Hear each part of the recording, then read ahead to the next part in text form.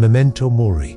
In 4 minutes, that's Latin for remember, you will die. This isn't a morbid practice, but an ancient one dating back to Roman generals being reminded of their own mortality during their triumphs. Stoic philosophers like Seneca, Epictetus, and Marcus Aurelius wrote extensively on it. It's not about being gloomy or fearful. It's a positive practice of deep reflection. The core idea: life is temporary, and this awareness can be a profound motivator. Here's why thinking about death isn't depressing. It's liberating. 1. Creates urgency and fights procrastination. Knowing time is limited pushes you to act on what truly matters. Now, not someday. As Seneca said, let us prepare our minds as if we'd come to the very end of life. Let us postpone nothing. Thinking about death makes you ask, do I have time for this? If I only have a few months left, would I be spending my time this way?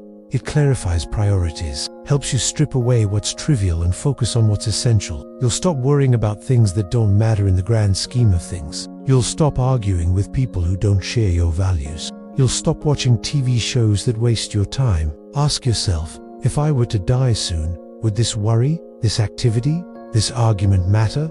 If the answer is no, then stop doing it now. 2. It reduces fear of death. Paradoxically, by confronting mortality, its power over you diminishes. You realize that the thing you fear most isn't death, but rather the way you're living. You're not living the life you want. You're not being the person you want to be. Instead of fearing death, you start focusing on valuing life. You begin appreciating the preciousness of every moment, of every breath. 3. It leads to a more purposeful life. Memento Mori encourages you to live with intention, to define your values and live in accordance with them every day. As Marcus Aurelius wrote, you could leave life right now. Let that determine what you do and say and think. Thinking about death makes you realize that none of us knows how much time we have left. So why not start today? Begin living the life you want to live.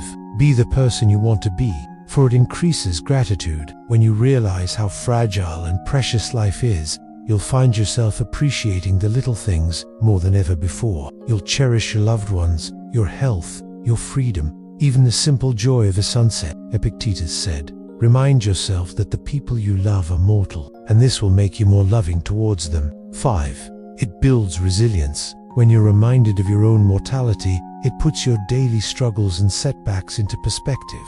Compared to the finality of death, many of the problems you face seem smaller and more manageable. 6.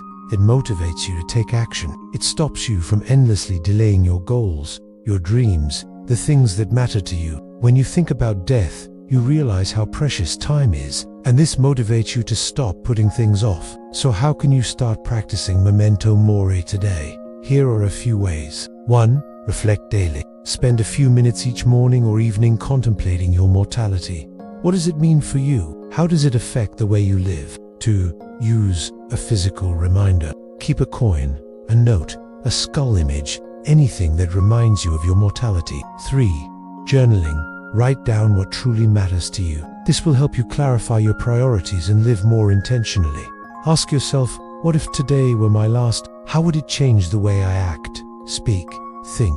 This isn't to be lived in panic, but as a filter for what's important. The inspiring takeaway: Memento Mori isn't about dying, it's about living fully. It's a call to embrace life, make the most of your time and focus on being the best version of yourself. Don't wait for a near-death experience to gain perspective. Use this ancient wisdom to enrich your life today.